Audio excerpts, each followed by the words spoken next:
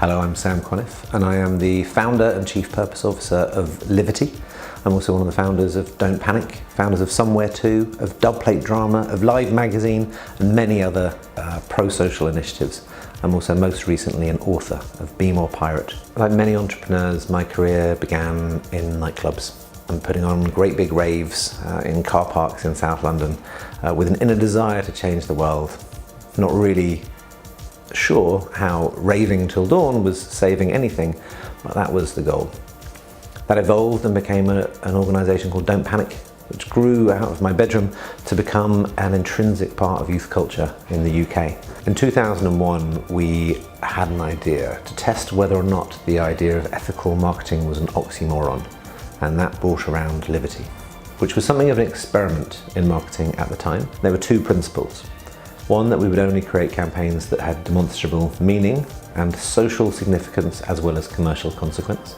And two, that we would open the doors of our office to young people every single day, so that our insights didn't come from focus groups or trend reports. They were from real, trusted, deep relationships with genuine young people who surrounded us in all of our work, called bullshit on all of our ideas, and absolutely inspired our clients to do some of the best work of their lives. Firstly, I need to introduce you to one of my heroes.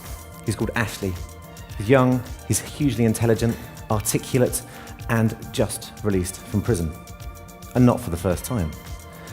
At that point, Ashley was made a bet by his probation officer that he'd be back inside within a year. For those of you who don't work in the criminal justice system, you're right, that's not what probation officers are supposed to do. In fact, it might actually be illegal. Luckily, Ashley made his way to us, and we got him onto an apprenticeship scheme that we'd designed in a record label, and Ashley brought that business new understanding, new insights, new channels to audience that it needed, and in time, he came to me. I agreed to help him with his business plan if he finished the apprenticeship.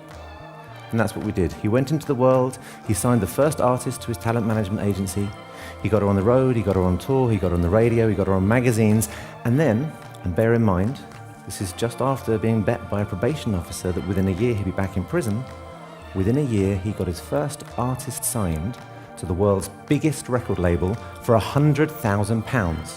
And one day it really came together for me when a young man walked into our office with a t-shirt that declared, "Even my side hustle has a side hustle." And I realised how many young people that we'd met and know and understand who not only have started something, but they're also teaching themselves something, as well as they're learning something, as well as they're employed doing something. Part-time CEOs with part-time jobs that are also part-time students with an ambition to change the world. That intersection interests me greatly.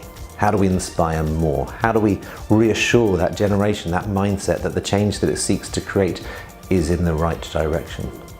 That was the genesis of Be More Pirate. I think there is a crisis of imagination and leadership at the top of our organisations and our political and democratic structures, and I think there is a rich vein of opportunity in our young people. And the closer we can join those two things together, the better. And I don't think it's a talent gap. I think it's more of an imagination gap. And this is the idea and the premise of the book. The golden age of pirates stood up against a very unfair world, stood for something, stood for meaning, garnered the interests of a global population in ideas and principles of fairness and democracy that were light years ahead of their time, and create such waves that their change has influenced the world ever since. The thing that gives me the greatest hope is that in every country I've been in speaking to young people at pretty much any age and level, even if they're still struggling with the idea of education and don't have a clear view of what will come next, there is pretty much a universal desire to do something that makes a difference.